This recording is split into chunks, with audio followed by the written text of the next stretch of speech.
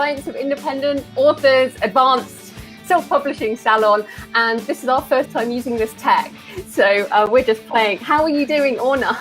I am glowing because ladies don't perspire or whatever. Well, to be fair, we've spent about 40 minutes now, and we spent about an hour later. So this is our attempt at actually being live on Facebook. And it seems there's a few people on, so awesome. We have a big show for you today. We are going to be talking about the question of too much to do, how to refocus your author business. And it is kind of funny because last month we talked about writing in multiple genres, and this month we're talking about pulling it right back. So Orna, before we get into the theme of today, let's talk about some updates. We always start with some updates from AskALLi and also from you. So tell us what's been going on. We have been continuing our conversations with Amazon, and lots of progress, I think, has been made there, and we have a video which is explaining a lot of what has been happening, and that has now been cleared by Amazon. It's almost ready to go. We're preparing a PDF which will have links to all the different changes on the platform around reviews and, updated, essentially filling authors in on what's going on. And while you may not love everything that's going on, we don't expect everybody to be overjoyed by everything. I'm hoping that every member will at least have full clarity now and understand why, for example, if reviews have disappeared, why and what is likely to happen, and how to handle it and how to approach things. And I also feel confident that we can kind of reassure people that there is a genuine interest on the part of Amazon in solving these problems. They're not oblivious to what's going on by any means, and they are really doing what they can, but being an enormous company, and their tech, their tools, there is fallout, and while that can be extremely frustrating, I guess asking for members' understanding as well and appreciation that things are getting better. So lots of time and energy going into that. And when will that video be out? When will people get that information? As soon as we get the PDF finalized. So what we want to do is release the video and the PDF at the same time, because not a lot of use in just, the chat, as it were, without the links that can actually fill people in. So things don't move quickly around there. That's one thing. But certainly within the next 2 weeks, I think it will be safe to say we should have that. That's fantastic, and it's funny because I've been going through a bit of this, and we might come back to it. Or I've been moving some of my books from CreateSpace to KDP Print because it does seem. I mean, maybe you can comment on this too. It does seem like they're slowly shutting things down at CreateSpace. We've seen the closure of the digital DVDs and CDs unit. They got rid of services, and so I've started to move my stuff over, and I'm getting all the kind of slightly threatening emails about, do you own the copyright to this? Your account may be shut down, so really they move up the scale pretty bloomin' fast and my account, I've been on Amazon with the same account for years, yes. 11 or 12 years. So if they could put flags on like good accounts, then I should have a flag. But it's interesting. I mean, this type of thing, as you say, it's a big company, and but I have actually felt that anger this week with those emails. I've been like, goodness me, seriously, you wanna have a go on this? I think an awful lot of the problems are arising out of the language and the communication, ironically, for a company that's around books. Now, having said that, they do have to send threatening takedown notices around copyright every single day. So people who are working, and always legal, is always just seems to be by definition antagonistic, and I can't think of the exact word, but yeah, I think a softening of the language would definitely be appropriate. It's nothing to do with you. I think that's the main message to give to authors. If you are acting in good faith as an author, you actually have absolutely nothing to worry about. But yeah, it is, there is no need for things to express the way they are expressed sometimes. And I think we should see a change in that. But I mean, concentrating on the more substantive issues at the moment, which I think is more important, and then finessing the language will happen, I imagine. Yeah. And what about you this month? What is your sort of personal update? Yeah, I've been switching everything over onto vellum, so starting with poetry and concentrating on, we'll talk a little bit about the refocusing, but part of my refocusing has been a concentration on poetry over the last little while. So I'm doing a lot of publishing of nonfiction, but on the writing front, and also then just tidying up poetry. I've always treated it differently in my mind, and so now I'm engaged on this great experiment to treat it exactly as I would a nonfiction book or a fiction book, and just see what happens. So the start of that was essentially, I had never even set up a funnel specifically for poetry. Had never done ads, had never done, so I'm going to do all of that, just treat it as we would an ordinary book and just see what the results are. Because in theory, a micro niche, no matter how small, with a global audience, it shouldn't, it still should sell. So it'll be interesting to see, because I've always just relied on organic sales and existing followers and all of that.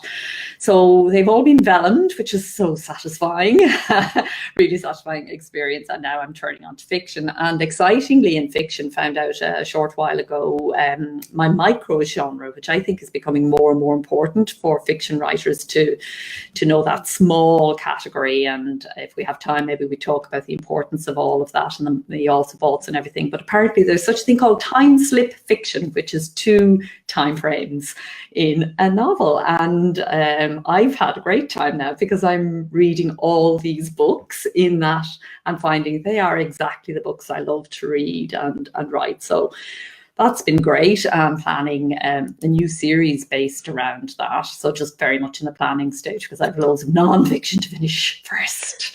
So that's me. Busy. And it's interesting, because you and I have talked about the Instagram poets and Rupi Kaur, who sold multi-millions, hit the New York Times with her poetry using Instagram. So there's definitely no reason why you can't sell poetry using the same types of marketing. And also now the ads, you can do with print books.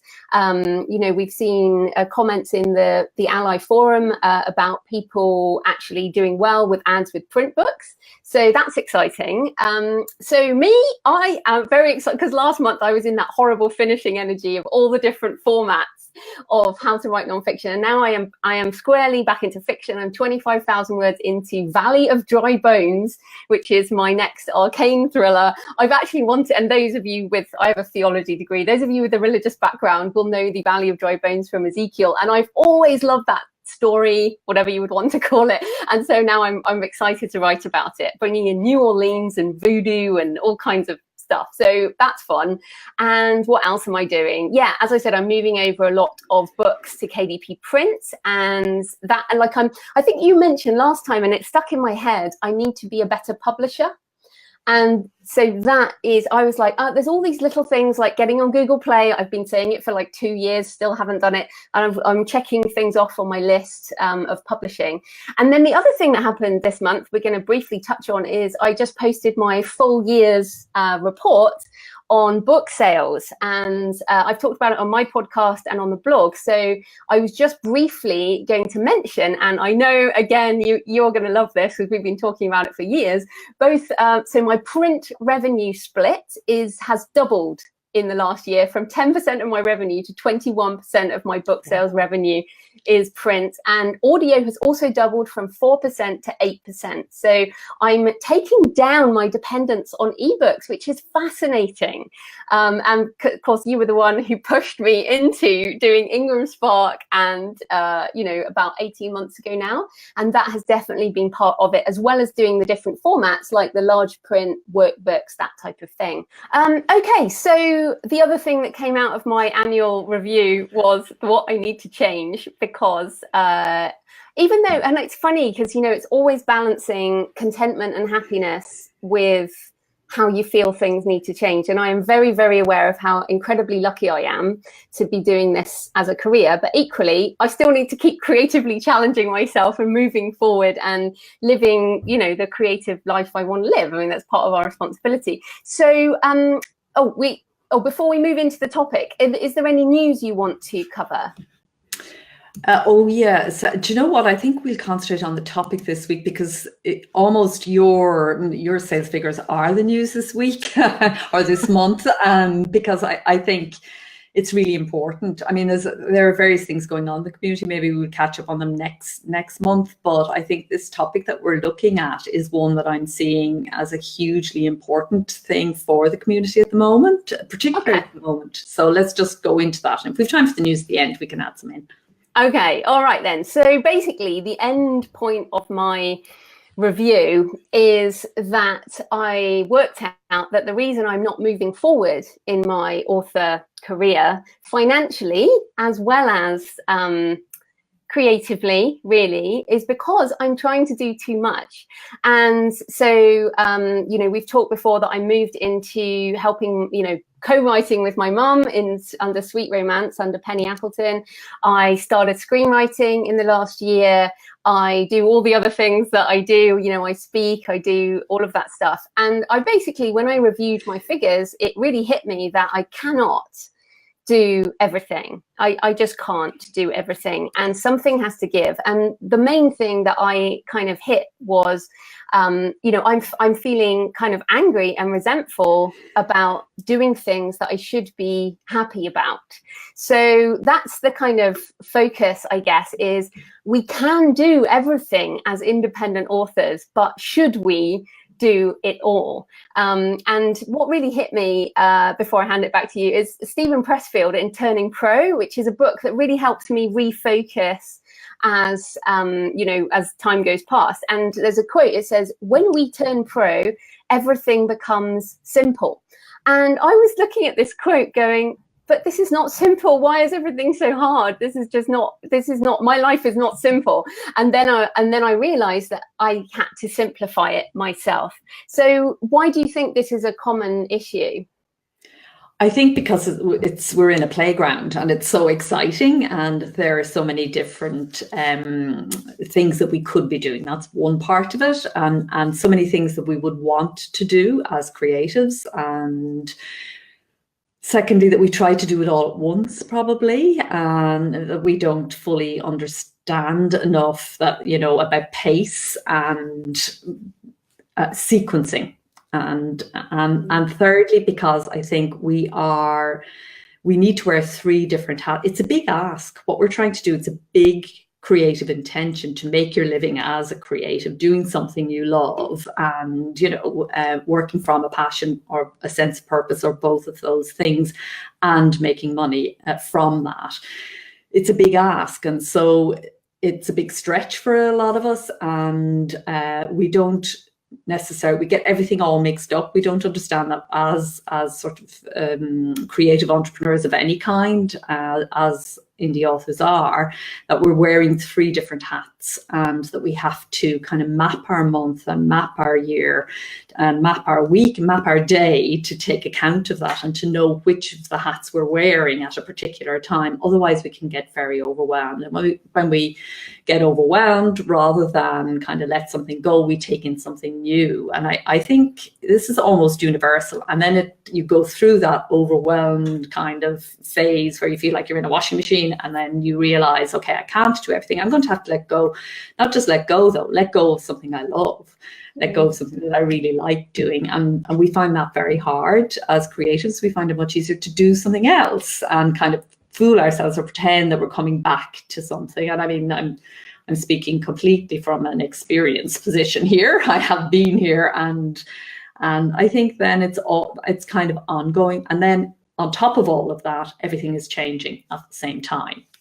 So it's just really keeping track and staying in touch with that creative side. I would differ from Pressfield. I differ from Pressfield a lot. I agree with a lot, and I differ a lot. And I think it's staying creative that keeps your focus in the right place. I think it's going deep enough. I think when you you know, if by turning pro we mean focus on the commercial, I think that yes, we need to do that. Of course, we need to balance it, but fundamentally staying attuned to that unique thing that is our thing that we love the most, and trusting that. So that's another thing that happens, is that rather than trusting our own thing, we think, okay, I'll just go over here, make some money at that, and then I'll come back to the thing that I really love doing. And we split our focus that way, and it's very understandable, because it's actually, it's hard to stay true to the core. But I think in the long run, you save yourself a lot of time if you do that. Yeah, I don't think Press feels, but he doesn't. Turning Pro is not about commercialism, the book, at all. It's actually about not commercialism. It's actually about when you leave the shadow career for your true calling. He uses that turning pro as more, you decide on your path and you are professional, in that you have a professional attitude towards it, which is, this is what I do. So just to be clear, I am very happy to be giving up Penny Appleton with my mum, and my mum is actually going to come on my podcast in a couple of weeks, because I know we had about an 8-hour meeting, and people who work with their family, I mean, you do, Orna, I mean, you know, Philip's in the business, Jonathan's in my business, those of us who worked with loved ones, there are so many amazing aspects and there are so many difficult aspects of it. But this was a big deal with my mum. But I feel after 3 books, she is moving forward with her own writing, and I am just thrilled to get rid of Penny Appleton. So that was really good. But the screenwriting, I'm still kind of sad about it. But I feel like screenwriting it's a whole other career. It really is. And it's not just the writing, like being an author. As a screenwriter, you also have to do marketing. You have to market, you have to pitch, you have to do all those things. And I just can't do both. So as much as I want to do that, I am letting that go. I know you are still writing a script as well. What are some of the things that you're going to give up? Yeah, I'm writing a script, but I think our motivations were a little bit different. I started script writing as a way of cutting through an immense amount of research for a particular project, because I just fell in love with all these real people and I was trying to squash them into a novel, and I was all over the place. And so writing it as a script kind of got me focused and gave me a thread to work through. And I think I will always kind of map out a story as a script from now on, and then not, I don't know why thinking about it in visual form just seems to kind of contain me better. So if anything comes, my son works in film, if anything was to come of it, of course that would be marvelous, but I'm not actually doing it thinking, oh, now I'm becoming a screenwriter. It's just a tool really for me. So yeah, what I've done, a lot of my refocusing has been around the Go Creative stuff. So I have been writing the series, as we know, for a very long time, and then I was kind of thinking about how to.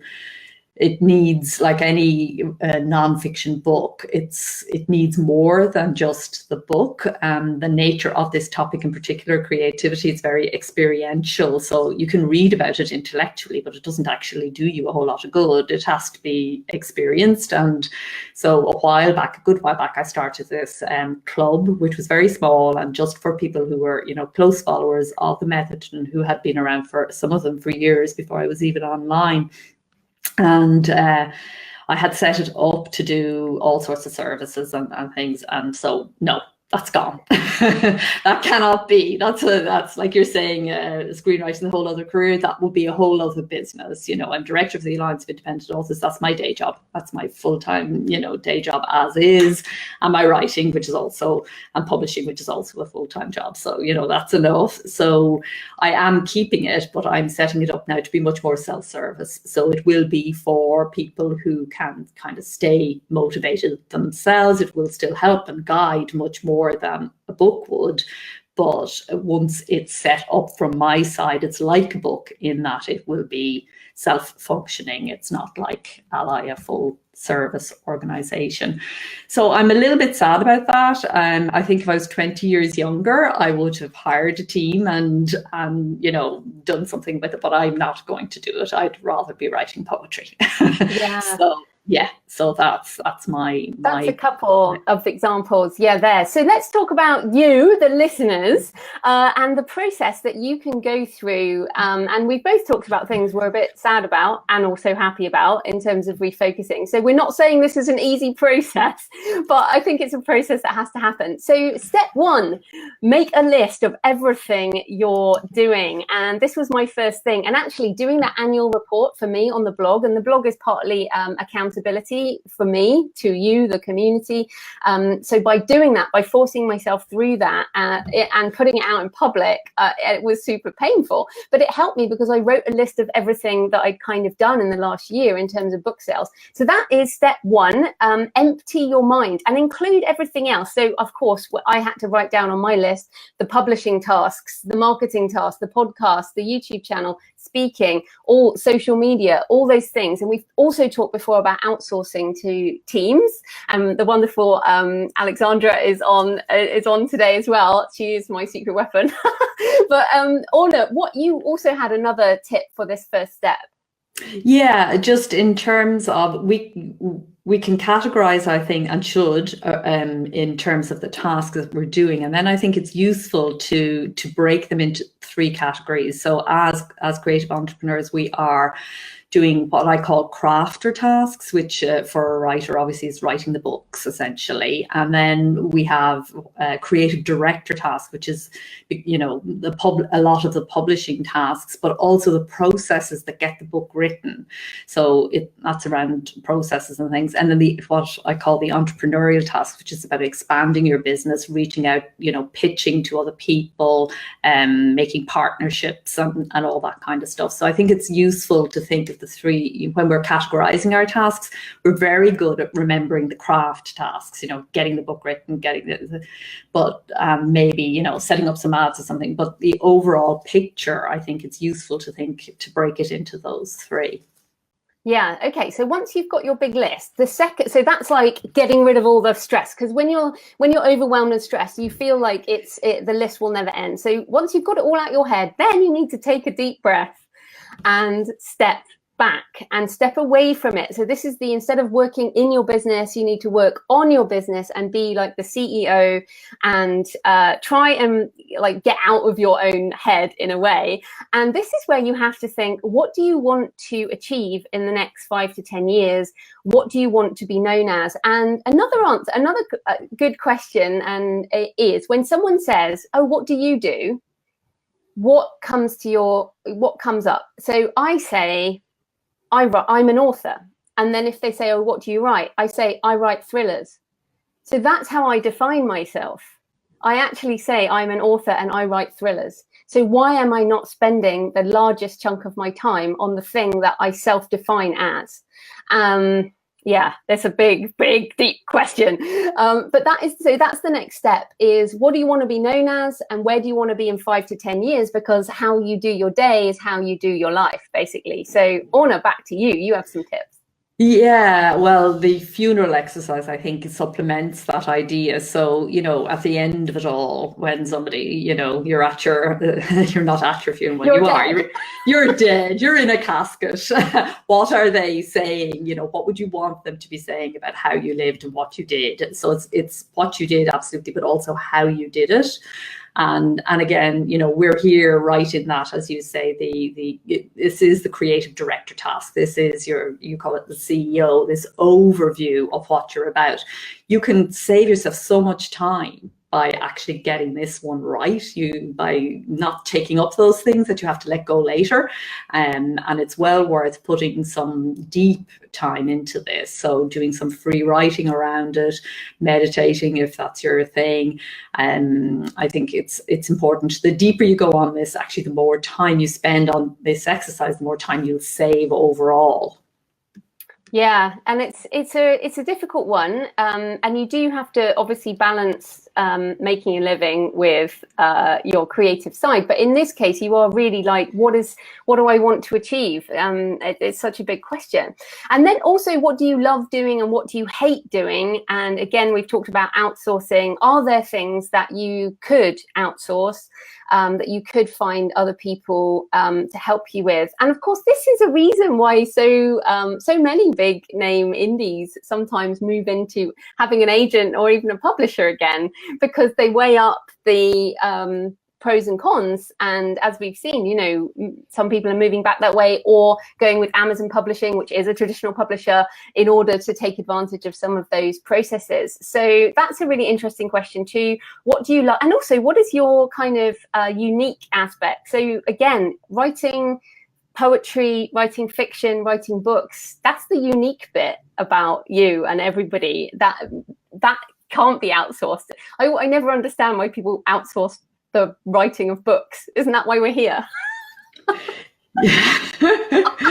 Yeah, for us it is. For people who are actually passion-driven writers, you know, for others they actually love maybe running a team of writers, and they don't necessarily love the first part, but they might actually like the editing and pulling that stuff together. So it does depend on what you love. And yes. I think, you know, we don't think enough again about this, and I think the community is only getting to the point of having enough confidence to really think about this. So the obvious thing to do if you want some help, if you have the offer, is to take a trade publisher, and that can be very useful, or to have an agent or a manager or something like that. That is the time tried and tested method. The way things are now, I think it's much more useful to really break your tasks down into what you love. So for you, it's absolutely, as you say, it's the writing, but for, you know, James Patterson, it probably isn't, it's something else. And to break down, there are 7 stages to the publishing process. Which ones do you like? Which ones do you not like? To outsource. Happy live video. Goodbye. To outsource, you don't get, when you take a trade publisher, you don't get a choice about what bits you outsource. You get the lot, or not. And same, an agent will do some very specific things for you, and that's great if they're the things you want done. But as indies, actually, there might be some parts of that you really like. So, for example, one of the reasons I won't be taking a trade publisher anytime soon is because I actually love the design, working with the designer directly. I like certain parts of the marketing that I wouldn't want to let go to somebody else. So by isolating out the tasks, I actually think by just doing the bits you love, and by thinking of yourself as a business, if you can, just like an ordinary business would when setting up, every business that starts has to get some help and some support. Nobody does everything themselves. And I would argue, having now watched across the board, that nobody is capable of writing and publishing well all the various functions from start to finish, and running an indie author business. You do need help. And you need to think about that in terms of your budgeting when you're starting off and as you go through. And I think, again, you will save a lot of time and a lot of heartache if you actually work out, I love this, I don't love that, I'm going to outsource that part, I need this task done, and I'm going to get somebody to do that while I go off and do the bit that I'm uniquely good at. Yeah, and just for people watching, listening, go back and listen to the episode we did on building teams, because it's also important to eliminate tasks. So because you don't actually need a lot of the stuff that we think we need, so eliminate before you outsource. But just to return to our refocusing topic here, so then the next point, once you have the tasks on your list, is how can you reorganize your time so that you focus on your number one priority. And this comes down to saying no a lot. And this is something that I keep coming back to. I struggle tremendously with saying no, and I need to get over that.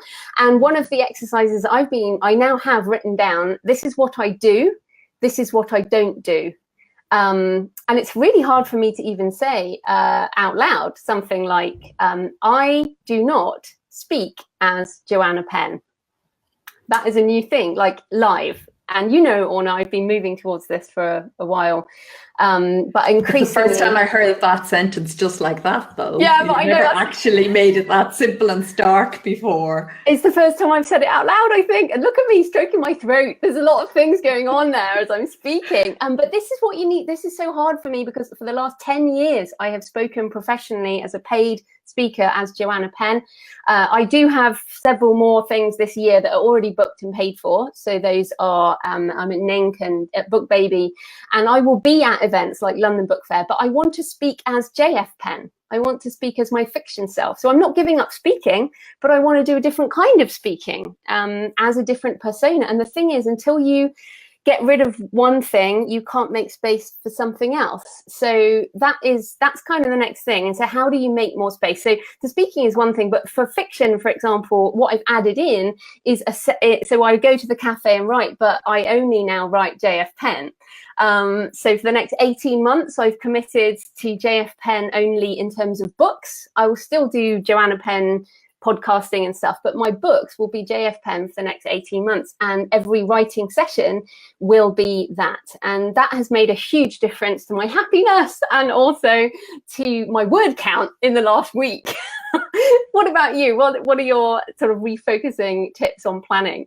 Yeah, well, I mean, the Go Creative series is about a lot of this stuff. And I spent a long time working out a sort of a mapping method that I think works for creatives, because I think a lot of the time scheduling tools that are out there are not necessarily that great for creatives, mainly because a lot of them are business focused and they're profit first, and they don't take enough account of the craft or tasks that we need to do and how central that is for us.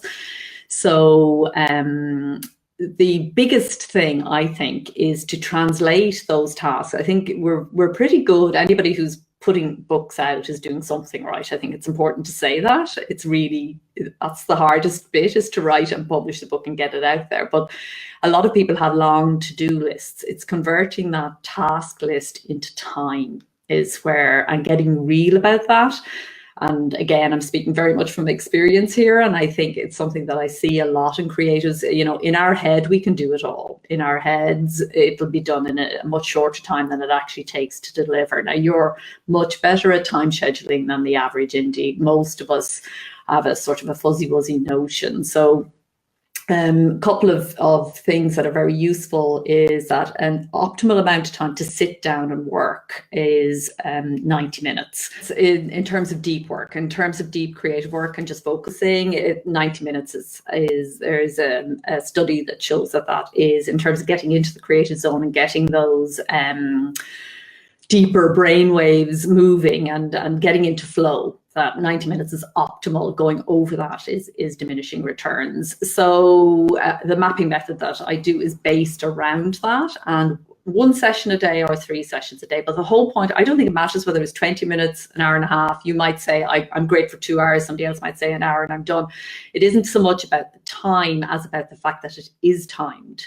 Yeah. So you start at this time, you stop at that time, and you keep going in between. And you just don't let yourself stop, and you make sure you turn up for yourself. It's about showing up. And I think if you plot your month then, and if you look at your 3 hats that you must wear, and if you make sure that you are, covering off the balance between the core activity of the crafting and the entrepreneurial activity of reaching out and doing your social media and expanding, your followers, and you're keeping an eye on your processes and building assets over time, I think success is inevitable. It's just a matter of staying with it and not getting distracted as you go. And I think that's a really important point, though.